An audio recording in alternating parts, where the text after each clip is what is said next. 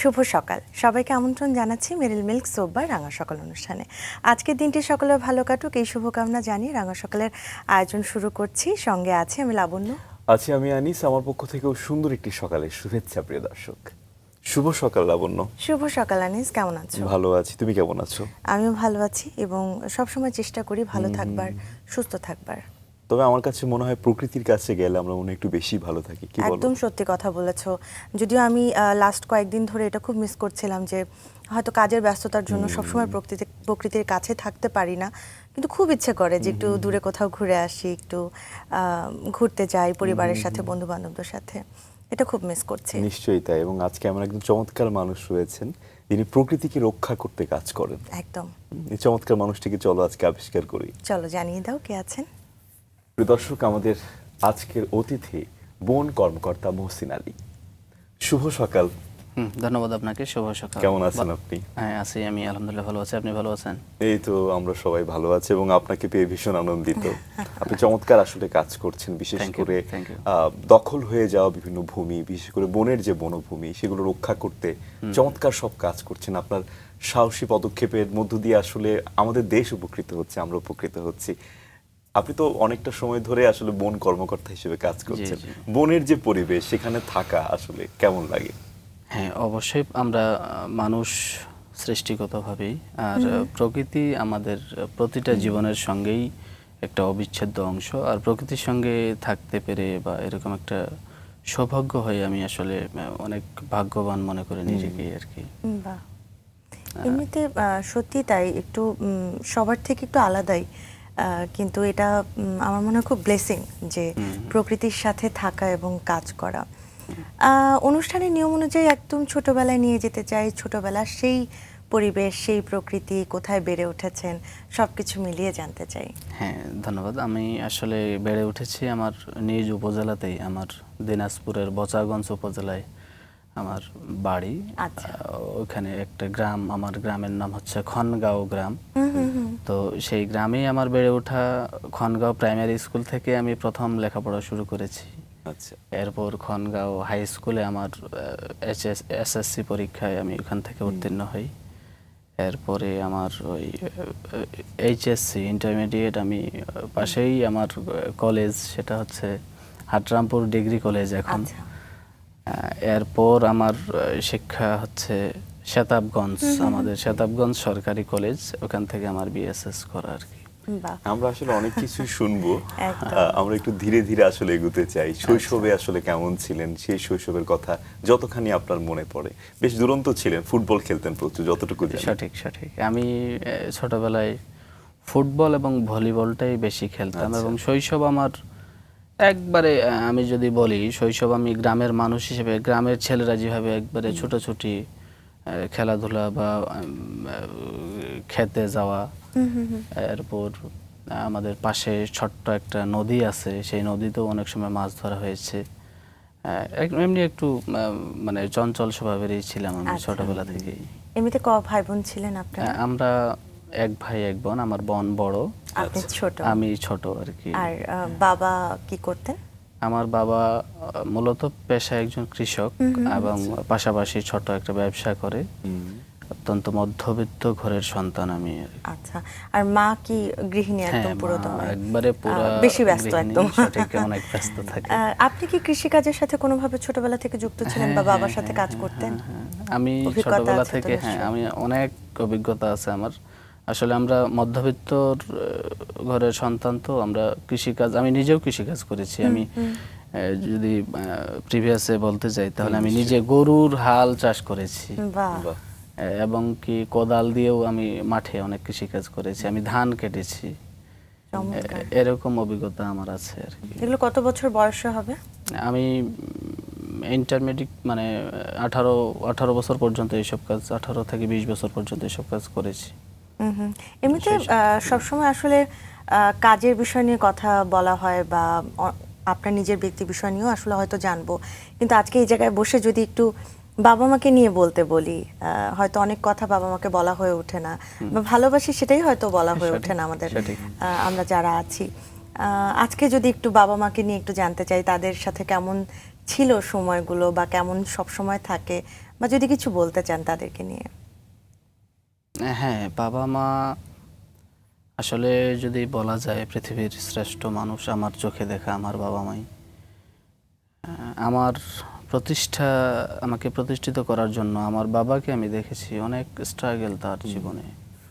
আমার মা সব সময় চাইতো যে আমি কোনো না কোনো পেশায় একটা লিপ্ত হই, এবং ওনাদের সর্বোচ্চ চেষ্টার কারণেই, এবং আসলে মানে বাবা মার তুলনা হয় না অত্যন্ত। আমার বাবা মা আমার এই জায়গায় আসার জন্য আমার বাবা মা মানে বৃহৎ ভূমিকা আমার বাবা মায়ের। তারা কি চাইতেন এমনিতে, আপনি কি পেশায় যুক্ত হবেন? কোনো স্বপ্ন দেখতেন আপনাকে নিয়ে, নাকি ভালো মানুষ হওয়া বা যে কাজেই তুমি থাকো ভালো থাকো, এইটাই চাইতেন? না, আমার বাবা বলতেন যে আমার ছেলে, বা আমার মাও বলতেন, খুব সরল মানুষ, তারা বলতেন যে আমাকে যেই পেশাটা ভালো লাগে, মানে আমার চাহিদা অনুযায়ী ওনারা আমাকে কখনোই প্রেশার ক্রিয়েট করে নাই। আমি প্রথম ম্যাট্রিক পাস করার পরে আমি প্রথম বাংলাদেশ আর্মির ইস্ট বেঙ্গল রেজিমেন্টে জয়েন করি। আচ্ছা আচ্ছা। তো সেখান থেকে কারণবশত আমি চাকরিচ্যুত হই, মানে আমার ট্রেনিংয়ে আমার শারীরিক আনফিট থাকার হয়ে কারণে, গেছিলাম ট্রেনিং চলা অবস্থায়। তো ওখান থেকে ফিরে এসে আবারও লেখাপড়া চালু হয়। এরপরে এই বন অধিদপ্তরের একটা নতুন জার্নি আবার শুরু হয়। তা আমার আসলে ছোটবেলা থেকেই অনেক ইচ্ছা ছিল যে আমি কাজ করব, মানে ভালো কিছু করতে গেলে আমার যে চ্যালেঞ্জ, আমি এই চ্যালেঞ্জটা নিতে ছোটবেলা থেকে অনেক পছন্দ করতাম। আমার ছোটবেলা ইচ্ছাই থেকে ছিল, আসলে আপনি বলছিলেন যে কৃষি কাজের সঙ্গে যুক্ত ছিলেন, জি। বাবাকে সহযোগিতা করতেন, সবকিছু মিলে আসলে প্রকৃতির প্রতি এক ধরনের ভালোবাসা, ভালো লাগা তৈরি হতো। এবং পরবর্তী সময়ে আসলে প্রকৃতিকে রক্ষা করতে গুরুত্বপূর্ণ ভূমিকা রেখেছেন। সেই গল্পগুলো তো ধাপে ধাপে শুনবো। লাবণ্য, প্রোফাইলটা নিশ্চয়ই পড়তে হবে, কি বল? একদমই তাই। তাকে নিয়ে আমরা যতটুকু জানবার চেষ্টা করেছি সেটা একটু দর্শকদের জানিয়ে আসবো। মোহাম্মদ মহসিন আলী বাংলাদেশের বন বিভাগের একজন তরুণ ও সাহসী বিট অফিসার হিসেবে পরিচিত। তিনি 2016 সালে কর্মজীবন শুরু করে ভোলা জেলার মনপুরা থানায় বিট অফিসার হিসেবে দায়িত্ব গ্রহণ করেন। মনপুরায় 3 বছর দায়িত্ব পালনের পর তিনি ঠাকুরগাঁয়ের পীরগঞ্জ উপজেলায় 2 বছর দায়িত্ব পালন করেন। এরপর 2022 সালের ফেব্রুয়ারিতে দিনাজপুর জেলার বিরল উপজেলা ধর্মপুর বিটে দায়িত্ব গ্রহণ করেন। সেখানে তিনি বনভূমি রক্ষায় প্রভাবশালী দখলদারদের বিরুদ্ধে দৃঢ় অবস্থান নিয়ে কঠোর লড়াই শুরু করেন। তার নিরলস প্রচেষ্টায় মাত্র 3 বছরে 325 একর বেদখল ভূমির মধ্যে 208 একর জমি উদ্ধার করতে সক্ষম হন। দায়িত্ব পালনের সময় তিনি একাধিকবার হুমকি, চাপ এবং শারীরিক হামলার শিকার হলেও কখনো পিছিয়ে যাননি এবং আহত হয়েও পুনরায় কাজে ফিরেছেন। উদ্ধারকৃত জমিতে সামাজিক বনায়নের মাধ্যমে নতুন বন গড়ে তোলা হয়েছে, যা পরিবেশ ও স্থানীয় জনগণের জন্য ইতিবাচক পরিবর্তন এনেছে। বর্তমানে তিনি পুনরায় পীরগঞ্জ উপজেলায় বদলি হয়ে প্রায় 400 একর বেদখল সরকারি ভূমি উদ্ধার করার লক্ষ্যে কাজ শুরু করেছেন। আমরা এগুলো নিয়ে অবশ্যই শুনবো, তবে তার ছোটবেলায় ছিলাম সেখানে আবারও ফিরছি। ছোটবেলার গল্পই শুনছিলাম এবং পরিবারের গল্প, বাবা মার গল্প, সেই ছোটবেলায় কেমন ছিলেন সেই গল্পগুলোই জানছিলাম। একটু ছোট করে বোনের কথাও শুনতে চাই। বোনের সাথে আসলে সম্পর্কটা কেমন ছিল, কত বছরের গ্যাপ ছিল, খুনসুটি হতো কিনা, বা নিশ্চয়ই কোনো মধুস্মৃতিও রয়েছে, সেগুলো জানতে চাই। আমার বোন আমার থেকে 4 বছরে বড়। প্রায় 4 বছরে বড়। তো ভাই বোনের সম্পর্ক যেমন হয় তেমনই আমরা ছিলাম। ছোটবেলায় খুনসুটি আচ্ছা। লেগেই থাকতো প্রায় সময়। আমার বোনের বিয়েও হয়েছে আমাদের নিজ উপজেলাতেই, পাশেই। আমার দুলাভাই ব্যবসায়ী মানুষ, আচ্ছা। আর বোন তো এখন গৃহিণী। তো সে মোটামুটি এস্টাবলিশ আর কি, ভালো আছে সে। আপনার ফুটবলের প্রতি একটা আকর্ষণ ছিল। বর্তমানে তো ফুটবল জ্বরে কাঁপছে আসলে দেশ এবং সারা বিশ্ব। কোন দলকে সাপোর্ট করেন? আমি সত্য বলতে আমি ছোটবেলা থেকে আর্জেন্টিনার এই তো আমি আমার দলের মানুষ পেয়ে গেছি। আমিও কিন্তু তাই। ও তাহলে আমরা তিনজনই আর্জেন্টিনা। আর্জেন্টিনা সাপোর্ট করি। ছোটবেলা থেকে আমি ফুটবল খেলতাম, এবং আমার শৈশব তো বলেছি আমি আমার গ্রামেই কেটেছে। আমার শৈশব বলতে আমাদের গ্রামের নিজস্ব একটা টিম ছিল, football team. Khangaon 11 Khangaon 11 bullet নাম ছিল। 11 বুলেট, জি, আচ্ছা। জি, 11 বুলেট নাম ছিল। তো সেখানকার অধিনায়ক আমি ছিলাম। বেশ ফুটবল খেলা হয়েছে আর কি স্থানীয় মাঠগুলোতে। আমরা ওই যে 8 টিমের খেলা হইতো দিনব্যাপী। এরপর ভলিবলও বেশ চর্চা হইতো আর কি আমাদের স্কুল যেহেতু পাশাপাশি, স্কুলের মাঠে আমরা বিকাল হলেই আমরা অন্য যতই কাজ থাকুক না কেন আমরা দ্রুত বল নিয়ে মাঠে চলে যেতাম আর কি। নিশ্চয়ই বেশ এখন খেলা বনের হয়েছে। পশু পাখিদের সঙ্গে ফুটবল খেলেন।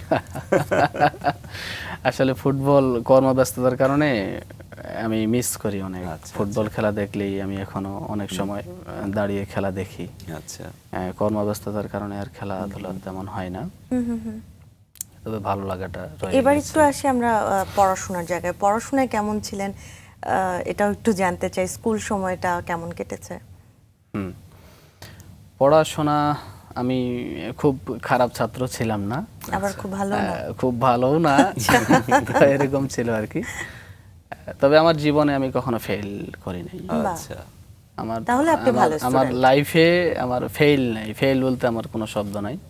কোন সাবজেক্টই ফিল করেন না না না, আমার কোনো সাবজেক্টে আমি আমার লাইফে ফেল করি নাই।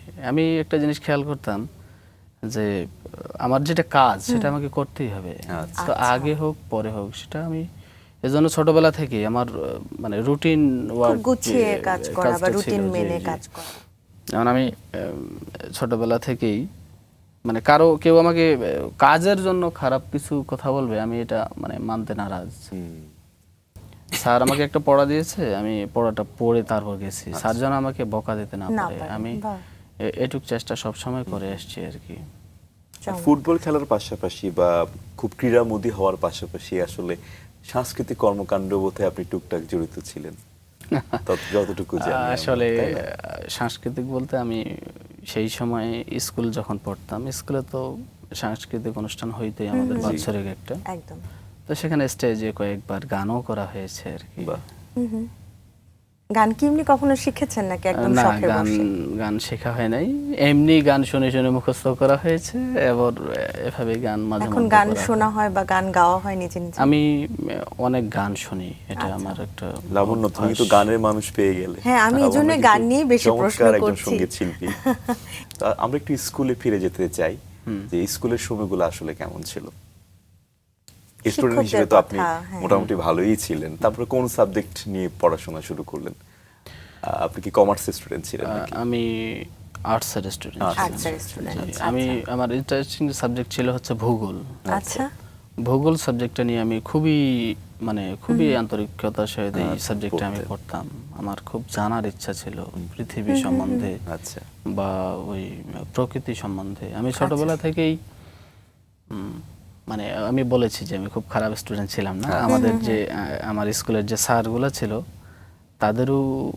ওনাদেরও পছন্দের একজন ছাত্র হিসেবে আমি সেই সময় treat থেকে পাইতাম। পরিচিত জি, একদম। সঠিক। আমার স্যারগুলোকে এখনো যদি আমার সেই স্কুল জীবনের স্যারদের সঙ্গে আমার সঙ্গে দেখা হয়, তো ওনারা আসলে আমাকে খুব স্নেহ করেন, এবং আমি আমার সাধ্যমতো ওনাদের অনার করার চেষ্টা করেছি বা এখনো করি। আমার শিক্ষা জীবনের গুরু আমাদের স্কুল স্যাররাই। আচ্ছা। আসলে ওনারা গ্রামের স্কুল হয়েও স্যারগুলো অনেক অনেক মানে মেধাবী এবং ভালো ছিল। বাহ, এবং তারা খুব আন্তরিক হ্যাঁ, থাকতেন। সঠিক। পরিবারের বাবা মার পরে মনে হয় তাদের সাথেই তারা খুব দায়িত্ব নিয়ে আমাদের পড়াশোনা হ্যাঁ, করাতেন পড়াশোনা এবং করেছি। দেখতেন শুধু পড়াশোনা, বাকি বিষয়গুলোও খুব দেখতেন। এমন কোনো প্রিয় শিক্ষক আছে যার সাথে এখনো যোগাযোগ হয় বা সবসময় তার কথা মনে পড়ে? পড়ে, যেমন আমার একজন শিক্ষাগুরু যদি বলি তাহলে নিত্যানন্দ স্যার একজন আছেন। আচ্ছা। ওনার কাছে আমি একবারে হাতে করে শেখা। এরপর কানুচন্দ্র, এরপর আমার প্রাইমারি শিক্ষক ছিল সামাদ স্যার। আচ্ছা। এরকম মনে পড়ে। হাই স্কুলের হেড টিচার ছিল আমাদের, ভূগোল নিত উনি, সাবেদুর রহমান স্যার। ওনারা আসলে আমাকে খুবই স্নেহ করতেন এবং ভালোবাসতেন। আর যদি আমরা বন্ধু বান্ধবদের কথা একটু জানতে চাই, কারণ স্কুলের বন্ধুরা কিন্তু বেশিরভাগ সময় সারা জীবন থেকে যায়, আপনার ক্ষেত্রে কি অবস্থা, যোগাযোগ আছে? হ্যাঁ, আমার সব বন্ধুদের সঙ্গেই যোগাযোগ আছে। এর মধ্যে উল্লেখযোগ্য বন্ধু বেশ কয়েকটা আছে, যেমন ফজলে রাব্বি, এরপর রবীন্দ্রচন্দ্র, আরো বেশ কয়েকজন আছে আর কি, এই মুহূর্তে হয়তো বা নাম আসতেছে না। ম্যাক্সিমাম বন্ধুদের সঙ্গে যোগাযোগ আছে। তারা নিশ্চয়ই বনেও ঘুরতে যায় আপনার সুবাদে। হ্যাঁ হ্যাঁ, ওরা আসলে আমি যেখানেই গেছি উত্তরবঙ্গের মধ্যে যে কয়টা পোস্টিং এ আমার আচ্ছা, কর্মস্থল হয়েছে সেই সবগুলাতেই ওনারা গেছে ঘুরতে আর কি। চমৎকার। আর উত্তরবঙ্গের যে বনাঞ্চল, এগুলোর আসলে বৈশিষ্ট্যটা আসলে কি একটু জানতে চাই। কারণ আমরা দেখেছি যে হিল ট্র্যাক্সের যে বনাঞ্চল বা সুন্দরবনের আমার সুন্দরবন যাওয়া হয়েছে, সেখানকার বনাঞ্চল উত্তরবঙ্গের বনাঞ্চলের মধ্যে পার্থক্যটা আসলে কেমন? হ্যাঁ, সুন্দরবন হচ্ছে ম্যানগ্রোভ বন, ওখানে জোয়ারে পানি ওঠে এবং ভাটাতে নেমে যায় এবং সব সময় ওটাতে একটা মানে ম্যানগ্রোভ বন যেটা আমরা বুঝি আর কি, উপকূলীয় বন। আর উত্তরবঙ্গের বনগুলো টোটালি আলাদা। আপনি দেখবেন ইন্ডিয়ার একবারে শিলিগুড়ি থেকে শুরু হয়েছে আমাদের গাজীপুর পর্যন্ত একই বেল্টের ম্যাক্সিমাম শালবন, যেহেতু আমাদের এই সমতল ভূমি, তো সমতল ভূমির বন এটা শালবন এবং সামাজিক বনায়নও আছে মানে বেশ ভালো। উত্তরবঙ্গের বনাঞ্চলগুলো যেমন শাল বাগানগুলো অনেক সমৃদ্ধ আমাদের। আচ্ছা, আর আপনার যে এমনি ছোটবেলাতে যে ডায়েরি লেখার অভ্যাস ছিল সেটা কি এখনো আছে? এখনো বিভিন্ন জায়গায় কাজের সূত্রে ডায়েরি লেখা হয় নাকি সেটা ছোটবেলাতেই ছিল? না, হয়। আমি আসলে বিশেষ করে এখন তো ডায়েরি কর্মক্ষেত্রেই লেখা লাগে। আমি প্রতিদিন কি করলাম এটা আমার হিসাব দেওয়া লাগে আমার কর্তৃপক্ষকে। আচ্ছা। ডায়েরি বাধ্যতামূলক এখন লিখতে হয়। আগে তো শখের বসেই লিখতাম। কি লিখতেন ছোটবেলায়?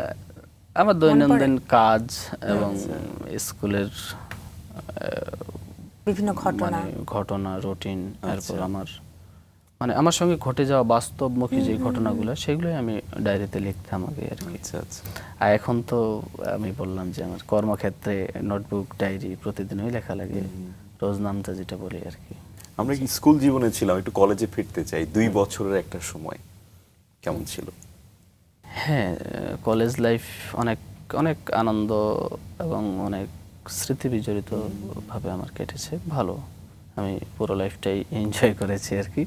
সেখানেও খেলাধুলা করতাম। আচ্ছা কলেজে প্রতিনিয়তই যাইতাম। আচ্ছা, ভালো কেটেছে। আমরা কলেজ জীবনেই চলে এসেছিলাম। কলেজ জীবনের একটা অভিজ্ঞতা শুনছিলাম। পড়াশোনা নিয়ে তো সবসময় আপনি গোছালো ছিলেন বা রুটিন করেই নিজের পড়াশোনাটা আগে সব ঠিক রেখে তারপর বাকি সব কিছু করতেন। কিন্তু ওই সময় কি আমরা যেটা হয় আমাদের যে একটা লক্ষ্য স্থির করে ফেলি যে আমরা কোন দিকে যাব বা কোন বিষয়ে আসলে পড়তে চাই, বা একটা স্বপ্নর কথাই যদি বলি যে না আমি আসলে আমার ক্যারিয়ারটা এদিকে নিব, এরকম কি চিন্তা ভাবনা ছিল আপনার, নাকি একেবারেই পড়ছিলেন শুধু আর তখন মনে হচ্ছিল না যে না অন্য কিছু আগে পরে থাকুক? আমি ছোটবেলা থেকেই একটু মানে আমার একটা এইম ছিল যে আমি চ্যালেঞ্জিং কোনো পেশায় নিয়োজিত হব এবং আমার ইচ্ছা ছিল যে আমি একটা দেশের জন্য কিছু করতে পারি এরকম কোনো একটা কাজে লিপ্ত হব। আচ্ছা, এই উদ্দেশ্য নিয়ে আসলে আমার লেখাপড়ার ধরনটা ছিল আর কি। আচ্ছা। আমি খুবই চাইতাম যে আমাকে একটা মানে পাওয়ারফুল চাকরি, যেমন দুষ্টের দমন যে কথাটা একটা আছে, যে আমি মানুষের জন্য বা দেশের জন্য কিছু করতে চাই এবং দুষ্টের দমন করে এখানে চ্যালেঞ্জ আসবে, এই চ্যালেঞ্জে আমি মোকাবেলা করব। সব সময় আমার এইটা কিন্তু ছোটবেলা থেকেই আমার আব্বাও বলতো যে তুমি এইসব চাকরি করবা। আমি মানে পুলিশ বা আর্মি এসব চ্যালেঞ্জিং পেশাগুলো সবসময় বেছে নিতে চাইছিলাম আর কি। আচ্ছা। আপনি বলছিলেন যে দুষ্টের দমন, মানে সমাজের যে দুষ্ট মানুষগুলো, সঠিক সঠিক। সেই অভিজ্ঞতা নিশ্চয়ই আপনার হয়েছে, না হলে আসলে এই সেন্সটা আসলে কিভাবে আসলো যে সমাজে খারাপ মানুষগুলো যেভাবে প্রভাব বিস্তার করছে? নিশ্চয়ই আপনার অভিজ্ঞতাগুলো রয়েছে, মানে কিভাবে আসলে এই চিন্তা আপনার মাথায় আসলো? আসলে আমি বলেছি আমি ছোটবেলা থেকে গ্রামে বেড়ে ওঠা, আমি অনেক দুষ্ট প্রকৃতির মানুষ দেখেছি যারা আসলে প্রতিনিয়ত আমাদের সমাজের ক্ষতি করে যাচ্ছে বিভিন্ন দিক দিয়ে।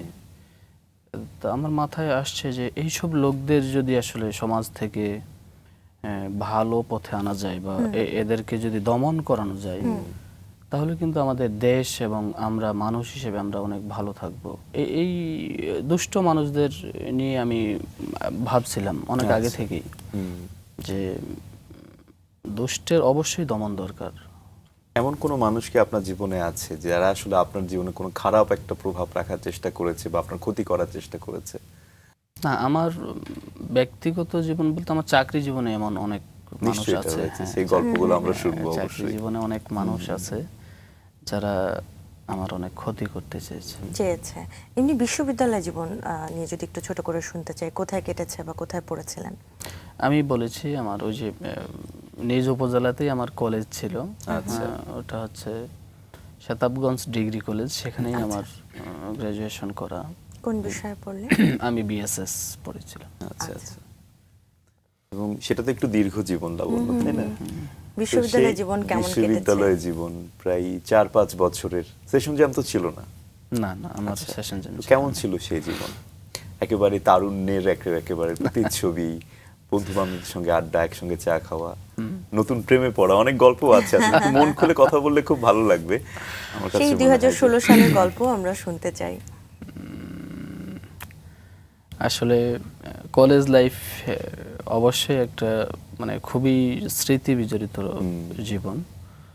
এখানে অনেক স্মৃতি আছে আমার, বিশেষ করে লেখাপড়া এবং বন্ধু বান্ধবদের সঙ্গে আড্ডা দেওয়া। সময়ের পর সময় আড্ডা দেওয়া হয়েছে ওদের সঙ্গে, দিন রাত একসঙ্গেই, মানে চিন্তা ভাবনাহীনভাবেই ঘুরে বেড়ানো হয়েছে আর কি। আর হৃদয়ে কড়া নাড়ার মতো কোনো স্মৃতি নিশ্চয়ই আছে না, আপনার? এরকম আসলে উল্লেখযোগ্য কিছু নাই। আচ্ছা। এটা সত্যি, এরকম উল্লেখযোগ্য কিছুই নেই। আমার এইম ছিল যে আমাকে কিছু করতে হবে, এরকম আচ্ছা। একটা টার্গেট ছিল আমার লাইফে। আচ্ছা। কিন্তু সেই যে 2016 সালে যদি আপনার অনুমতি পাই, সেক্ষেত্রেই আসলে বলবো জীবন সঙ্গিনীকে খুঁজে পাওয়া, সেই গল্প কি শুনবো নাকি? হ্যাঁ, সেটা তো শোনাই যায়। তাহলে একটু শুনি আমরা। খুব অল্প বয়সে, কি বলো লাবণ্য, তাই না? হ্যাঁ, একটু অল্প বয়সে একটু আসলে অল্প বয়সে বোধহয়। নিজের মানুষটাকে খুঁজে নিয়েছিলেন। কি গল্প ছিল একটু শুনবো। সত্য কথা বলতে ওই একটু আগে যেটা বললেন যে প্রেম বিশেষ বা স্মৃতি। বিশেষ স্মৃতি, এরকম বলতে আমার স্ত্রী এখন যে সে অত্যন্ত ভালো মানুষ। আমি ছাত্র লাইফ থেকেই তাকে পছন্দ করতাম। আচ্ছা। তবে বলা হয়নি কখনো তাকে যে আমি তাকে চয়েস করি। সে যদিও আমাদের রিলেটিভের মধ্যেই ছিল। আচ্ছা। তো আমি যখন কর্মজীবী হয়ে গেলাম তখন আসলে দ্রুততম মধ্যেই ফ্যামিলি বা তাকেও বলা হয়েছিল যে তার কোনো আপত্তি আছে কিনা। আচ্ছা। এভাবে আসলে বিয়েটা, তখন দুপক্ষের সম্মতিতে দুপক্ষের আসলে। সম্মতিক্রমেই বিয়েটা হয়ে গেছে আর কি। বাহ। আচ্ছা, তাহলে জীবনটা তো একটু অন্যরকমই যাচ্ছিল। এক তো সংসার, দ্বিতীয় আসলে কর্মজীবন শুরু। সেই গল্পটাই শুনি। স্ট্রাগল করতে হয়েছিল কিনা বা কেমন ছিল সময়টা? হ্যাঁ, সময়টা আসলে স্ট্রাগল করতে হয়েছে আমার। আমি দীর্ঘদিন ভোলা জেলার মনপুরা উপজেলায় চাকরি করেছি। আচ্ছা। তো ওখানে মানে বিদ্যুৎবিহীন একটা উপজেলা এখনো আপনি দেখবেন। আচ্ছা। বিয়ের পর আসলে ফ্যামিলি নিয়ে থাকাও হয় নাই। হুম। এরপর নদী নালা, উপকূল বন বিভাগ, এরপর সার্বক্ষণিক ওখানে দেখা যাবে যে বনদস্যু বা জলদস্যু ওখানে আছে। আমরা বেশ কয়েকবার এরকম মানে ডেঞ্জারাস ঘটনা ফিল করেছি। আচ্ছা। সব মিলিয়ে লাইফটা একটু চ্যালেঞ্জিং ছিল প্রথম। একদম যদি একটু আরেকটু পেছনে ফেরাই, যে একদম বিশ্ববিদ্যালয় জীবন শেষ, চাকরি নিতে হবে, কি মনে হচ্ছিল তখন? কিভাবে প্ল্যানিং করছিলেন যে কোথায় চাকরি করবেন, প্রথম কোথায় জয়েন করবেন? সে সময় চাকরি পড়ালেখা শেষ হওয়ার সময় এমন একটা দুশ্চিন্তা আমাকে খুব করতে হয় নাই। আচ্ছা। কারণ আমি সার্কুলার যেটা পাইতাম সেটাতে আবেদন করতাম। আচ্ছা। এবং আমি বলেছি আমার ফেল নেই। আমি যে কয়টা পরীক্ষা দিয়েছি আমি আমার লাইফে ফেল করি নাই ইনশাআল্লাহ। এটুক অন্তত মানে আমি আমার কর্মদক্ষতায় মানে। প্রথমে কোন জবে যুক্ত হলেন আপনি? প্রথমে আমি বাংলাদেশ সেনাবাহিনীতে আচ্ছা। যেটা বলছিলেন, হয়েছিলাম। জি। তারপরে ট্রেনিংটা থেকে তো হ্যাঁ, আমি সেখানে ইস্ট complete বেঙ্গল হলো না? রেজিমেন্টে জয়েন করেছিলাম। তো ওখানে আমি ট্রেনিংয়ে যাই। ট্রেনিংয়ে যাওয়ার কিছুদিন পরে আমার মানে ট্রেনিং করতে আমার জন্ডিস হয়ে যায়। তো ওখান থেকে আনফিট হিসেবে আমি ব্যাক করি বাসায়। তারপর তো আবার লেখাপড়া শুরু। হ্যাঁ, অন্যান্য চাকরির আবেদন করি, মানে লেখাপড়া শেষ করার পরে অন্যান্য চাকরির আবেদন করি। এভাবেই আসলে রিজিক কোথায় নিল? রিজিক আমাকে বন অধিদপ্তরে নিয়ে নিল আর কি, আচ্ছা। এই অবস্থা। তার মানে শুরুর কর্মস্থল হচ্ছে ভোলার মনপুরা। মনপুরা উপজেলায়, জি। তো কোনো অভিজ্ঞতা তো আপনার ছিল না, কাজ করা শুরু করলেন, শুরুর দিকের অভিজ্ঞতাগুলো যদি একটু বিস্তারিত বলতেন। আমি প্রথম যখন চাকরি জীবনে পদার্পণ করলাম তখন আমি খুব বেশি ভালো বুঝতাম না। পরবর্তীতে আমার প্রশিক্ষণ, বেসিক প্রশিক্ষণ যেগুলো সেগুলো আচ্ছা। সরকার দিল। যেমন আমার বন বিভাগ একটা সশস্ত্র ডিপার্টমেন্ট। আমাদের আসলে বন আইন 1927 আছে, যেটা অত্যন্ত ক্ষমতা দেওয়া আছে এই আইনে আমাদেরকে। আচ্ছা। এবং এই আইনে এমন ধারা আছে, বন আইন 1927-এর 26-এর বীজ খ ধারা যদি আমি বলি, যে কোনো সংরক্ষিত বনভূমিতে আপনি কর্তৃপক্ষের অনুমতি ছাড়া ঢুকতে পারবেন না। ঢুকতে গেলেই আমরা বন অধিদপ্তরের যারা কর্মী আছি, আমরা আপনাকে বন আইন 64 ধারা মতে বিনা পরোয়ানায় গ্রেপ্তার করে আমরা কোর্টে সোপর্দ করতে পারবো। এবং আমরা নিজস্ব বাহিনী এবং আমাদের আর্মস আছে। এই বিষয়গুলো আমি যখন প্রথমে মানে স্টাডি শুরু করার পর কয়েকদিনের মধ্যে আমাদের আর্মস প্রশিক্ষণ দিল। সেটা হচ্ছে রাজশাহী সারদা পুলিশ লাইন, আপনি জানেন বাংলাদেশের সবথেকে বৃহৎ একটা পুলিশ ট্রেনিং সেন্টার। সেখানে দীর্ঘ 2 মাস আমাদের মানে অস্ত্র প্রশিক্ষণ এবং ফিটনেস টেস্ট হইল। আচ্ছা। সব মিলিয়ে এই প্রশিক্ষণে উত্তীর্ণ হয়েছি। এরপর আমাদের বন অধিদপ্তরের বেসিক যে প্রশিক্ষণগুলো সেগুলোও রাজশাহী FSTI, এখান থেকে আমাদের বেসিক নলেজগুলো এবং হাতে কলমে বনের কি কাজ, আচ্ছা। সার্ভে, এরপর একটা চারা কিভাবে উত্তোলন করতে হয়, বীজের অঙ্কুরোধ কিভাবে করতে হয়, কোন বীজের কতটুকু তাপমাত্রা, নার্সারি কিভাবে করতে হয়, এরপর পলিব্যাগের মাটি কতটুকু দিতে হয়, চারা সংরক্ষণ কিভাবে করতে হয়, চারার মনে করেন যে হার্ডেনিং বলি বা চারার সাইজ করা যে সিস্টেম, এগুলো সম্পূর্ণরূপে ডিপার্টমেন্টাল ভাবে আমাদের প্রশিক্ষণ দেওয়া হয়। আর আপনি বলছিলেন যে মনপুরায় আসলে চ্যালেঞ্জ, হ্যাঁ চ্যালেঞ্জ। মনপুরা উপজেলায় আমরা অনেকবারই এরকম জলদস্যু, আসলে ওখানকার প্রধান পেশা হচ্ছে মানুষের মাছ ধরা, মাছ শিকার করা। তো ওই জেলেদের, নিরীহ জেলেদেরকে আমি দেখতাম অনেক সময়, আমরাও 2-1বার পড়েছি তাদের সামনে। তো আসলে তারা তো অনেক সশস্ত্র। আমরা চেষ্টা করেছি তাদেরকে, আমাদের দেখে তারা যদিও খুব দ্রুতভাবে সরে গেছে, আমাদেরও হাতে অস্ত্র থাকতো। তো আসলে চ্যালেঞ্জিং। আমরা বেশ কয়েকবার এরকম দুষ্কৃতিকারীদের ধরে আমরা কোর্টে চালানো দিয়েছি। এই নিয়ে বেশ চ্যালেঞ্জ ছিল। এমনিতে মনপুরাতে কতজন আপনারা অফিসার ছিলেন বা কতজনের টিম কাজ করতেন আমাদের একসাথে? আমি মনপুরার রেঞ্জের পচাকড়ালিয়া বিটে ছিলাম, তো এখানে আমরা 14 জন সহকর্মী ছিল আর কি। আমি সহযোগী বিট অফিসার হিসেবে এখানে ছিলাম। আচ্ছা। সহযোগী বিট অফিসারের সহযোগী হিসেবে ছিলাম। মনপুরা কতদিন থাকতে হলো সব মিলিয়ে? আমার 3 বছর 3 মাস 13 দিন। একদম প্রথম কর্মজীবনের প্রথম অভিজ্ঞতা 3 বছর। কর্মজীবন, হ্যাঁ।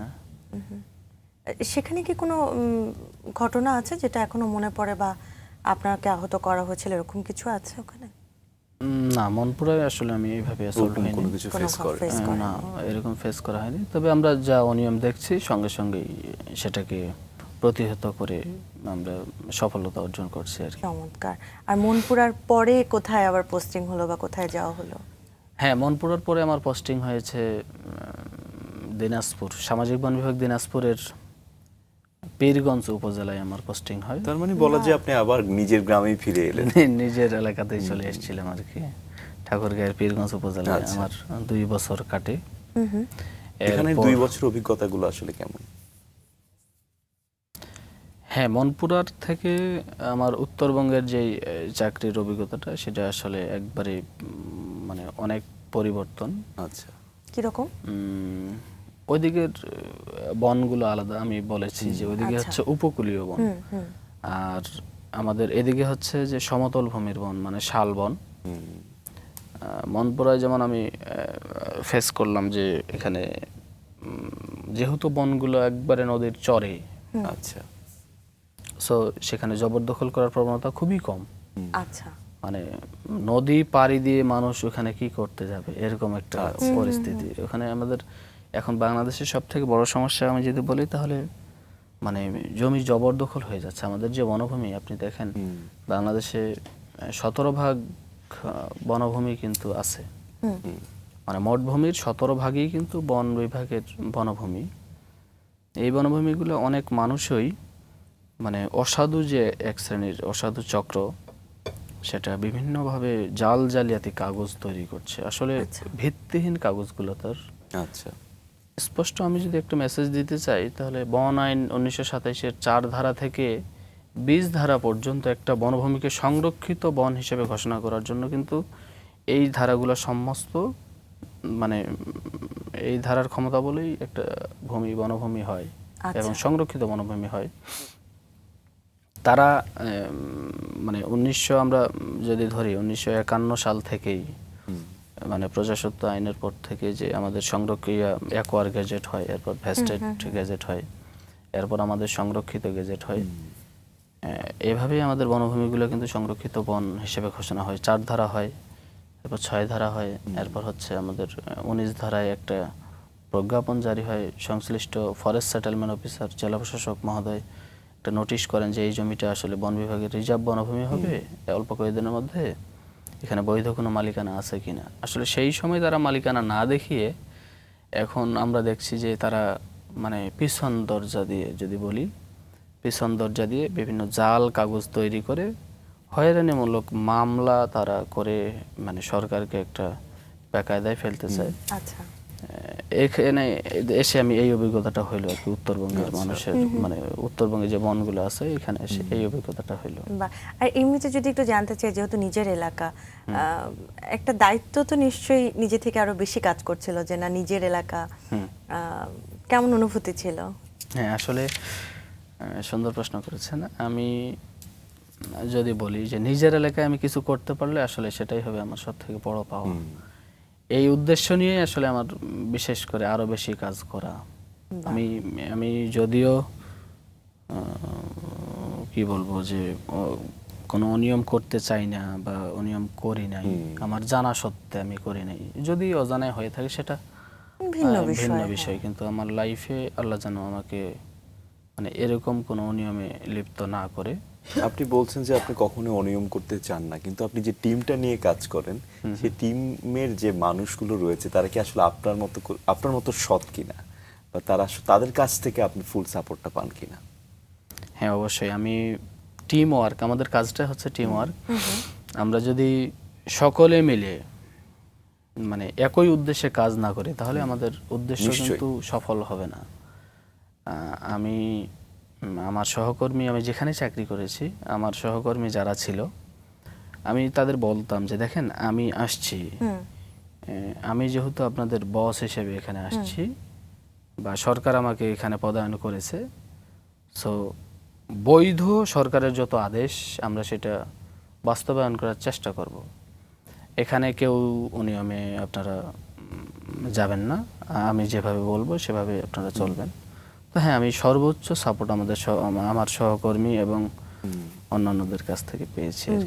তাহলে আসলে অনেক এটা খুব ভালো লাগার একটা বিষয় যে আপনি যেমন মানুষ টিমটাও তেমন পেয়েছেন। কিন্তু এই জায়গাটা যদি একটু আসতে চাই, একটা হলো বৈধ থাকা, অনিয়ম না করা, একদম নিজের মতামত, নিজের চেষ্টা তো অবশ্যই আপনার প্রবল ছিল, কিন্তু থাকে না অনেক সময় পারিপার্শ্বিক অনেক কারণে নিয়ম ভাঙতে হয়, অনেক কিছু করতে হয়। এই বাধাগুলো উঠতে পেরেছিলেন? বা তুমি যেটা বলছিলে লাবণ্য, যে প্রভাবশালীদের একটা ক্ষমতা অ্যাপ্লাই করার একটা বিষয় থাকে, তখন কি আসলে ঠিকঠাক ভাবে কাজ করতে পেরেছেন আপনি? সেটাই তো চাইছো, তাই না? একদম। সেটা আমাদের সমাজে প্রতিনিয়তই দেখা যাচ্ছে। কিছু কিছু প্রভাবশালীরা তাদের প্রভাব বিস্তার করার জন্য মানে অনেক অনেক রকম পন্থা অবলম্বন করে। আচ্ছা, তো আমরা আসলে অনেক সময় কৌশলীভাবে তাদেরকে হ্যান্ডেল করে আমরা আমাদের লক্ষ্যে পৌঁছেছি। কিন্তু প্রথম দিকে এটা সহজ ছিল কিনা, যখন একদম চাকরির প্রথম দিকে চাইতেন আপনি একরকম কিন্তু হতো আরেক রকম? সঠিক। যে প্রসঙ্গে ছিলাম আসলে, আমরা তো সারা সময় ধরেই আসলে বন নিয়ে আলোচনা করছি এবং অনেক চ্যালেঞ্জ ফেস করেছেন, কিন্তু সাধারণ মানুষ আমরা যারা শহরে থাকি বা গ্রামে থাকি, আপনারা যারা দীর্ঘ সময় ধরে বনে থাকছেন, বনের যে সকাল, বনের যে প্রকৃতি, এটা আসলে কিভাবে আপনি অনুভব করেন? আপনি যদি দেখেন তাহলে আমার যেটা বাসভবন থাকে একজন বিট অফিসারের অফিস কাম ডরমেটরি, আমার সেখানেই থাকা হয়, ফ্যামিলি নিয়েই থাকা হয়। তো সকালবেলার অভিজ্ঞতাটা মানে আমার বনের যে সকালটা, সেই সকালটা কিন্তু আসলে ভোলার মতো না, এবং আমি অত্যন্ত মানে আনন্দের সহিত সাদরে গ্রহণ করি সেই সকালটা। আচ্ছা, আর শহরের সকাল আর মানে আমার প্রকৃতির সকালের মধ্যে অনেক পার্থক্য আছে। এটা আসলে বাস্তবে ফিল না করলে বোঝা যাবে না। বোঝানো কঠিন। শব্দ দিয়ে বোঝানো কঠিন। শব্দ দিয়ে বোঝানো কঠিন। আমার সকাল হয় কিন্তু পাখির ডাক দিয়ে। আমি যখন ঘুম ভাঙে তখনই আমি দেখি বা শুনি যে আমার বাংলোর আশপাশেই শুধু পাখির মানে ন্যাচারাল ডাক। আর শহরে আপনি দেখবেন ঘুম ভাঙলেই গাড়ির হর্ন, এরপর অন্যান্য কলকারখানার শব্দ দিয়ে সকাল শুরু হয়। আসলে প্রকৃতি সকালটা অত্যন্তই মানে মধুর। আর বনে তো বিভিন্ন পশু পাখি আছে, বিভিন্ন পশু রয়েছে, তাদেরকে কাছ থেকে দেখার অভিজ্ঞতা তো আছে আপনাদের। হ্যাঁ হ্যাঁ, নিশ্চয়ই। অনেক প্রাণীর আমরা মানে কি বলে এটা জীবন চলার পথ আমরা সুনিশ্চিত করার চেষ্টা করি। আচ্ছা আচ্ছা। আপনি দেখবেন বন্যপ্রাণী সংরক্ষণ ও নিরাপত্তা আইন 2012 আমাদের বাংলাদেশে আছে। এখানে আমরা বন্যপ্রাণীদের নিরাপত্তার জন্য বন অধিদপ্তর আমাদের অনবরত কাজ করে। বন্যপ্রাণীদের আসলে আমি যদি বলি, বন্যপ্রাণীদের এখন বন অধিদপ্তরের কিছু মানুষ এবং ওয়াইল্ড লাইফ আমাদের একটা সেক্টর আছে বাংলাদেশের, ওটা ওয়াইল্ড লাইফ ক্রাইম যেখানে হয় সেখানে এটা প্রতিহত করা হয়। আর আল্লাহ ছাড়া ম্যাক্সিমাম মানুষ কিন্তু ওয়াইল্ডদের মানে সেভাবে গুরুত্ব দিচ্ছে না। আসলে বায়োডাইভার্সিটি যদি বলি আমি, জীববৈচিত্র্য পৃথিবীতে মহান আল্লাহ তো সৃষ্টি করেছে, আমাদের এক একজনকে এক এক রকম মানে কাজের দায়িত্ব আছে। হ্যাঁ, আপনি যেমন প্রকৃতির লাঙল যদি আমরা বলি তাহলে কাকে বলবো? কেঁচো, নিশ্চয়ই কেঁচো। এরপর একটা পাখির যা কাজ সেটাকে আমি করতে পারবো? নিশ্চয়ই পারবো না। একটা সাপের বা একটা আমি যদি ধরি যে হাতি বা একটা বাঘ, একটা হরিণ, প্রত্যেকের কাজের কিন্তু সেক্টরগুলো আলাদা আলাদা। হ্যাঁ, এবং পৃথিবী এভাবেই ভারসাম্যটাকে বজায় রেখে কিন্তু পৃথিবী আমাদের চলছে। তো প্রতিটা প্রাণীরই পৃথিবীতে বেঁচে থাকার অধিকার আছে। এটা আমাদের বন অধিদপ্তর যদি বলি, আমাদের একটা গাছ যদি আপনি মজার ঘটনা দেখেন, আমাকে একজন ভদ্রলোক জিজ্ঞেস করছিল যে আপনাদের বনে বেশ কিছু বড় বড় গাছ শুকিয়ে গেছে, মরে গেছে, এই গাছগুলো আপনারা কেটে যদি রাজস্ব দেন, সরকারের তো বেশ টাকা হয়। তা আমি ওই লোককে জিজ্ঞেস করলাম যে দেখেন তো ওই গাছটা কি পচতেছে কিনা? কথা হ্যাঁ। ওইটা থেকে উই পোকা ধরছে কিনা? কথা হ্যাঁ ধরছে। আচ্ছা, ওই পোকাটা কি পাখিয়ে খায় মাঝে মাঝে? কথা হ্যাঁ খায়। আচ্ছা, গাছটা পচে পচে কি মাটিতে গলে গলে পড়তেছে? কথা হ্যাঁ পড়তেছে। তো ওই ভদ্রলোককে আমি বললাম দেখেন ওই গাছটা তো মারা গেছে, আপনার হলে আপনি কেটে ফেলতেন, কিন্তু আমাদের জীববৈচিত্র্যের যে সিস্টেমটা আপনি এখানে দেখেন, একটা গাছ মারা গেছে, সেখানে মনে করেন উই পোকার জীবন চলছে, তাদের জীবিকা চলছে। এরপর উই পোকাটা খেয়ে একটা পাখি তার জীবিকা নির্বাহ করছে, এবং গাছটাকে পচে পচে সেটা আমার বায়োমাস হচ্ছে, অন্যান্য যে বনের আরো গাছগুলো আছে সেগুলার সার তৈরি হচ্ছে। এভাবেই তো আসলে সেই লোকটা অবশ্য আমার কথাটা বোঝার পর বলছে যে আসলে আমি সেভাবে চিন্তা করিনি। আমি বললাম হ্যাঁ, এটাই বন অধিদপ্তর। এখানে আমরা শুধু মানুষকে নিয়ে না, আমরা পৃথিবীর যত মানে জীববৈচিত্র্য আছে সবকিছু নিয়ে আমি আসলে গর্বিত যে বন অধিদপ্তরের মতন একটা ভালো জায়গায় আমি কাজ করার সুযোগ পেয়েছি। এই জন্য আমি বন অধিদপ্তরের কাছে কৃতজ্ঞ। এবং আমি যদি বলি আমার তৎকালীন সামাজিক বন বিভাগ দিনাজপুরের, আমার সবথেকে বেশি কাজ করা হয়েছে দিনাজপুরে। আচ্ছা, এইখানে আমি যদি বলি তাহলে আমার প্রথম ডিএফও ছিলেন হচ্ছে দিনাজপুরে বশিরুল আল মামুন। উনি বর্তমান ঢাকা বন বিভাগের ডিএফও। উনি অত্যন্ত সুদক্ষ একজন মানুষ, চমৎকার মানুষ। এরপর আমি এসিএফ হিসেবে পেয়েছিলাম আমার গুরু বলি সেটা হচ্ছে সোহেল রানা স্যার, উনি বর্তমান চিটাগংয়ের ডিএফও। এরপর আবার এসিএফ পেলাম নুরুন নাহার সাথী স্যার, উনি অত্যন্ত সাহসী একজন মহিলা মানুষ। তবে আমার প্রতিটা জবরদখল কাজেই ওনাকে আমি ফিল্ডে পেয়েছি, একবারে সম্মুখ সারিতে। উনি আমাকে বলতো, মহসিন আমাকে একটা ফোন দিবেন আগের দিন, আমি তাহলে সকল কাজ বাদ দিয়ে আপনার ওই উচ্ছেদে উদ্বোধন করতে যাব। চমৎকার। এরপর আমি তৎকালীন আমি যদি বলতে চাই তাহলে আমার উপজেলা প্রশাসন যদি বলি, আমি বিরলে যখন আমার পোস্টিং ছিল, উপজেলা প্রশাসনে একজন এসিলেন্ট পেয়েছিলাম আমি, ইস্তেয়াক আহমেদ। আচ্ছা, আপনারা দেখেছেন বাংলার ফাটাকেষ্ট, আমি ব্যক্তিগতভাবে ওনাকে বলি। আচ্ছা। উনি যেখানে অনিয়ম হয় উনি সব জায়গায় যান। এবং আমি ইয়নও পেয়েছিলাম ইন্দ্রজিৎ সাহা, অত্যন্ত একজন চমৎকার মানুষ, ভালো মানুষ। এরপর এগুলো স্মৃতি হিসেবে রয়ে গেছে আর কি। আমি বলি রিসেন্ট আমি একজন ইয়নও পেয়েছিলাম, জিমরান মোহাম্মদ সাইক, 37 ক্যাডার, অত্যন্ত ভালো মানুষ এবং মানে সরকারি স্বার্থের জন্য অটল উনি। আসলে আমাদের সমাজে লাবণ্য অনেক ভালো মানুষ রয়েছে, একেবারে যাদের তাই। সাহসিকতা, যাদের নেতৃত্ব আসলে আমাদের এগিয়ে নিয়ে এবং যাচ্ছে। আমি সেটাই ভাবছিলাম, এই মানুষগুলো যদি একসাথে হয় তাহলে সমাজে পরিবর্তন হবেই। নিশ্চয়ই। হ্যাঁ, আমি যেখানে বলছিলাম, যেমন আমি ডিএফও আরও পেয়েছিলাম আমাদের আনোয়ার হোসেন সরকার। আমার বর্তমান যে সামাজিক বন বিভাগ দিনাজপুরের ডিএফও আছেন ফাহিম মাসুদ স্যার, উনি অত্যন্ত একজন সুদক্ষ মানুষ এবং ওনার কাজ করার বা নেতৃত্ব দেওয়ার মতো যথেষ্ট ক্যাপাসিটি আছে এবং ভালো মানুষ। চমৎকার।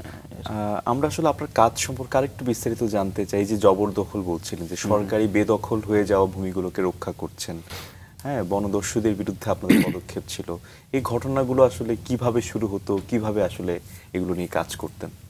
আসলে আমি যখন আমার পোস্টিং হয় তখন আমি ওই বিট, আমরা বিট বলি, আমাদের বন বিভাগের জুরিডিকশন অনুযায়ী আমাদের যেমন আপনি অন্যান্য ডিপার্টমেন্টের যেমন থানা আছে, উপজেলা আছে বা ইউনিয়ন আছে ভাগ করা, আমাদের বিট মানে ইউনিট আছে, বিট হিসেবে ভাগ করা আছে, রেঞ্জ, বিট এবং ডিভিশন, এভাবে আমাদের মানে জুরিডিকশনগুলো ভাগ করা আছে।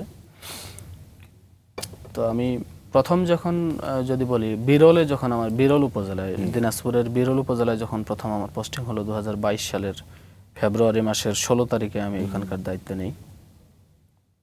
তো আমি এরপর আমাদের অফিসিয়াল ডকুমেন্ট দেখলাম যে বন অধিদপ্তরের অনেক জমি, আসলে বৈধ জমিগুলো, সংরক্ষিত বনভূমিগুলো মানুষ অন্যায়ভাবে বেদখল, আমাদের বেদখলে আছে বা তারা জবরদখল করে আছে, এরকম বিষয়টা আমাকে আসলে খারাপ লাগলো। যে বন অধিদপ্তরে চাকরি করার পর যদি এই ডিপার্টমেন্টের জন্য, এদেশের জন্য কিছু করতে না পারি তাহলে আসলে কেমন হয়।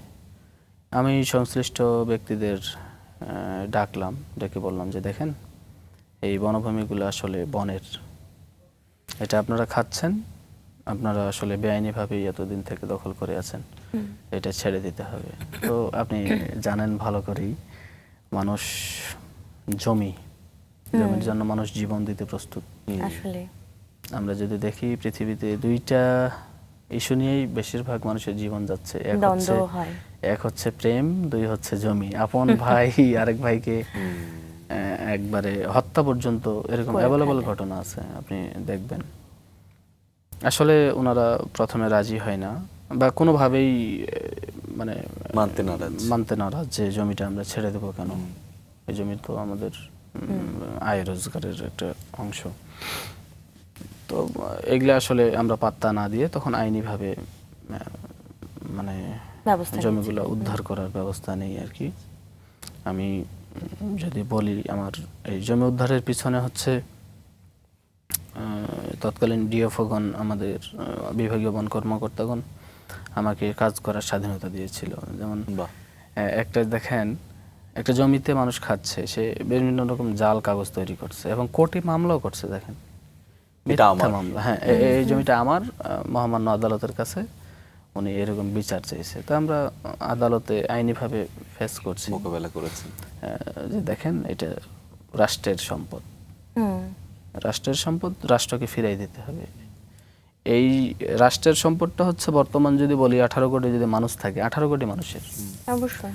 আর যদি কোনো জবরদখলকারী ওই জমিটা জোর করে দখল করে থাকে, তাহলে এখান থেকে সুবিধা নিচ্ছে শুধু একজন। তাহলে এই রাষ্ট্রীয় সম্পদটাকে উদ্ধার করার পর যদি আমরা রাষ্ট্রকে ফিরিয়ে দিতে পারি, তাহলে এখান থেকে যে সুবিধাটা হবে সেটা বাংলাদেশের 18 কোটি জনগণ পাবে। জি। তো মাননীয় আদালত আমাদের কথাগুলো এইভাবে আসলে আমরা যখন প্রতিনিয়ত এই মামলাগুলো ফেস করা শুরু করলাম, তো মামলাগুলোর সমস্ত রায় আমাদের পক্ষে হলো এবং বৈধ কাগজপত্র দেখে তখন আমরা জমিগুলো উদ্ধার করা শুরু করলাম। এবং মামলা ছাড়াও অনেক জমি ওরা জোর করে পেশি শক্তির জোরে বলেন আর ক্ষমতা, আসলে বাংলাদেশে আমাদের একটা অনেক মানুষের কি বলবো ব্যাড হ্যাবিট আছে, যে কেউ কেউ মানে তার ক্ষমতা কি আসলে জানি না, সে পেশি শক্তির জোরে হোক বা কথার জোরে হোক এভাবে বনভূমি বা এরকম সরকারি যে সম্পদগুলো সেগুলো সে তছরূপ করতে চায় আর কি। এবং আপনি হামলারও শিকার হয়েছেন। হ্যাঁ সঠিক। এই ঘটনাটা একটু শুনি, কখন কিভাবে? 2023 সাল আমি একজন বন অপরাধীকে ধরে আমি কোর্টে নিয়ে যাচ্ছি মোটরসাইকেলে। আমি ড্রাইভ করতেছিলাম, আমার পিছনে একজন ফরেস্ট গার্ড ছিল আমজাদ হোসেন খান, আর আসামিটা মিডিলে ছিল মধ্যে। রাস্তায় হঠাৎ করে আমি অফিস থেকে বেরোচ্ছি, তো আমি বুঝতে পারি নাই যে আসলে অ্যাটাক হবে। তো হুট করেই দেখলাম যে একদল লোক রাস্তায় দাঁড়ায় গেল। কি খবর? আসামিটা আমাকে দিয়ে দিতে হবে। কেন? সে তো বন অপরাধী। আমি সারা রাত আসলে কষ্টের পরে আসামিটাকে ধরা হয়েছে এবং এর যথাযথ আইনি প্রক্রিয়ার মাধ্যমে আমরা ব্যবস্থা নিচ্ছি, তো এটা আমরা ছেড়ে দেবো কেন, আমরা কোর্টে চালান দেবো। তো এভাবে তারা মানে মুহূর্তে আমি কিছু বুঝে ওঠার আগেই আমি দেখলাম যে আমার উপর অ্যাটাক হয়ে গেল।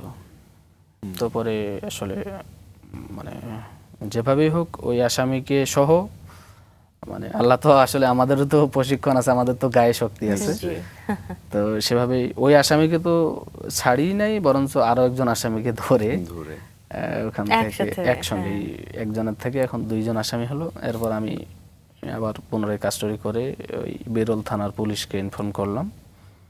তো বিরল থানার পুলিশের সহায়তায় আবার কোর্টে আসামিটাকে চালান দিলাম। এরপর আমাকে হাসপাতালে নেওয়া হলো, আমি ট্রিটমেন্টও করলাম। আচ্ছা, আমাদের বন মামলা দিলাম এবং জিআর মামলা যেটা বলি পুলিশ কেস, আমাকে অ্যাসল্ট সরকারি কাজে বাধা, একদম বাস্তব জীবনের হিরোর মতো কিন্তু ভূমিকা রাখলো। এরকম একটা আসলে দেওয়া হলো আর কি, মামলা দেওয়া হলো এবং তাদের কাস্টডিও হয়েছিল। এই আবার আসলে আপনি দেখবেন যে আমরা অরিজিনালি কিন্তু অনেক জমি উদ্ধার করেছি। আমি বলেছি যে আমাদের বিভাগীয় বন কর্মকর্তা মহোদয়গণ অত্যন্ত আমাকে সাপোর্ট করেছিল যে আমরা তোমার সঙ্গে আছি। আমি যদি আমার সাপোর্টের ধরি তাহলে আমাদের ওই যে আমি বলেছি যে আমাদের এসএফ সাথী স্যার নুরুন নাহার সাথী, উনি অত্যন্ত একজন সুদক্ষ মানুষ, যে যদিও উনি 38-এর বিশেষ বন, তো 38 ক্যাডার, অনেক সুদক্ষ এবং সাহসী একজন মানে অফিসার। উনি আমার সর্বোচ্চ সাপোর্ট দিয়েছিলেন এবং তৎকালীন ডিওফগণ আনোয়ার স্যার বা বর্তমান ফাহিম মাসুদ স্যার, ইনিও আমাকে অত্যন্ত সাপোর্ট দেন যে দেখো বনভূমিগুলো উদ্ধার করতেই হবে আমাদের, এটা আমাদের চ্যালেঞ্জ। সারা দেশে আপনি দেখবেন সারা দেশে কেউ ভালো কাজ না করলে কিছু তো করতে হবে অবশ্যই, আমাদের দেশকে বাঁচানোর জন্য, আমাদের আসলে প্রকৃতিকে বাঁচানোর জন্য। আমাদের জীববৈচিত্র্য এখন হুমকির মুখে। আপনি দেখবেন ম্যাক্সিমাম জায়গায় বনের জমিগুলো মানুষ পেশি শক্তির জোরে হোক বা যে কোনো মানে অসৎ উদ্দেশ্যেই এই জমিগুলো তারা দখল করছে, এটা আসলে ঠিক না। এবং কতটুকু পরিমাণে আসলে এখনো দখল অবস্থায় আছে আপনি যে রেঞ্জে কাজ করছেন? আমার যে বিটে আমি যদি বলি তাহলে বালিয়াডাঙ্গি উপজেলা একটা উপজেলা আছে ঠাকুরগাঁও জেলার, তো বালিয়াডাঙ্গিতে এখন আমাদের একটা 1400 একরের বনভূমির বিট আছে। আচ্ছা, আসলে এই বিটটা দীর্ঘদিন থেকে জবরদখল পুরোটাই 1400 একর। আচ্ছা আচ্ছা। এরপর এটা নিয়ে আমরা কাজ শুরু করেছি অলরেডি বর্তমান ডিএফও স্যারের নেতৃত্বে। এরপর আমি মূল দায়িত্বে আছি হচ্ছে পীরগঞ্জ মানে ঠাকুরগাঁও জেলার পীরগঞ্জে। তো এখানে আমার প্রায় 300 একরের মতো জমি, 300-350 একর মানে জবরদখলে আছে এখানে। আচ্ছা, সেগুলো করছেন। আমরা অলরেডি পদক্ষেপ গ্রহণ করেছি। আমি যাওয়ার পর আমি বিভিন্ন দপ্তরে চিঠি দিয়েছি। সংশ্লিষ্ট যে এমপি আছেন ঠাকুরগাঁও 3, ওনার সঙ্গে আমি কথা বলেছি, উনি অত্যন্ত পজিটিভ। আমি বলেছি যে মহোদয় দেখেন, এই জমিগুলো আমাদের বনের, এগুলো বনকে ফিরিয়ে দিতে হবে। এতদিন থেকে যারা দখল করে আছে তারা অন্যায়ভাবে আছে, একদম বৈধ পথ হচ্ছে এটাকে ছেড়ে দিতে হবে। এখানে আমাদের বন অধিদপ্তরের সামাজিক বনায়ন বিধিমালা আছে, সেখানে আমরা যদি বনায়ন করি তাহলে এই মেসেজটাও আসলে খুব দারুণ একটা বিষয়। আপনি দেখবেন সামাজিক বনায়ন বিধিমালা অনুযায়ী আমরা যে বনায়নগুলো করি, সরকার নিজ খরচে বাগান রোপণ করে, এবং আমরা স্থানীয় যে জনসাধারণ আছে, জি, বিশেষ করে যেমন হতদরিদ্র যদি বলি আমাদের উত্তরবঙ্গে, মানে আমরা নিম্নবিত্ত যে মানুষগুলো আছে তাদের আমরা ওই ইনভলভ করলে এখানকার 50% টাকা কিন্তু তারা পায়। একদম একবারে বনায়নটা যখন আমরা ম্যাচুরিট হবে তখন কর্তন করার পর 50% টাকা সরকার পাবে, 50% টাকা তারা পাবে। আমরা 45 বলি, আবার 10% টাকা রাখা হয় হচ্ছে এই বিধিমালা অনুযায়ী সেটা পুনরায় বৃক্ষরোপণের জন্য। আচ্ছা, তাহলে 45 করে সরকার 45 নেয়, 45 হচ্ছে এই স্থানীয় জনসাধারণকে দেওয়া হয়। এটা একটা চমৎকার একটা কাজ। এতে করে স্থানীয় অনেক জনসাধারণের সচ্ছলতা আসছে। আপনি দেখবেন বিরল উপজেলায় আমি টাকা দিয়ে আসছি, এরকম অনেক আমরা চেক দিয়েছি, একজন মানুষ 12 লাখ 15 লাখ, এবং আমাদের একজন মানুষ এভাবে টাকা পেয়েছে। এবং আমি দেখেছি তাদের খুব কাছ থেকে যে লোকগুলা একবারে মানে জীবনমান খুবই লো ছিল, সেই লোকগুলা এখন টাকা পেয়ে অনেক সচ্ছল, মানে অনেক সচ্ছলতা তাদের। এটা একটা বন অধিদপ্তরের আসলে অত্যন্ত ভালো কাজ। একেবারে শেষের দিকে আমরা চলে এসেছি। আজকের এই জায়গাটায় এসে যদি সমাজের মানুষের জন্য বা আমাদের রাঙা সকালের দর্শকদের উদ্দেশ্যে যদি কোনো বার্তা পৌঁছাতে চান, যেহেতু আপনি এত বছর একটা চমৎকার কাজ করে গেছেন। সেটা হচ্ছে আমার বার্তা বলতে আমি যেটুকু বলি যে আমরা আসলে মানে সৎভাবে জীবনযাপনটাই সর্বোচ্চ একটা প্রাপ্তি মনে করি আমি। তো আমি একটুক মেসেজ দিতে চাই যে বনের যে, আমি যেহেতু বন অধিদপ্তরের মানুষ, বন নিয়ে বা প্রকৃতি নিয়ে আমার কাজ করা, সেটা হচ্ছে আমি আপনি যদি প্লেটোর আর অ্যারিস্টটলের একটা উক্তি শোনেন যে প্লেটো বলছিল অ্যারিস্টটলকে, গুরু মানে পৃথিবীতে সব থেকে দেশপ্রেম কাকে বলে? তো অ্যারিস্টটল বলছিল যে তোমার নিজের কাজটাকে তুমি মনোযোগ দিয়ে করো এবং সঠিকভাবে করো, সেটাই হচ্ছে সব থেকে দেশপ্রেম। একদম। তো আমি আমার বনকর্মী, আমার সহকর্মী যারা আছে, আমি সকলকেই বলবো যে আমাদের নিজের কাজটুকু আমরা যেন মানে সঠিকভাবে করতে পারি। আর আমি বাংলাদেশের ম্যাক্সিমাম যারা বনের জমি দখল করে আছে তাদেরকেও, ওনাদেরও বলতে চাই যে আসলে এই বনভূমিটাকে আপনি যদি ইসলামী মাইন্ডে দেখেন, ইসলামী মাইন্ডে দেখলে আপনার কিয়ামতের দিন আপনার কিন্তু বিচার হবে। আমরা যারা মুসলমান, তো বিচার হলে অন্যের হক কিন্তু আল্লাহ কখনো মাফ করবে না।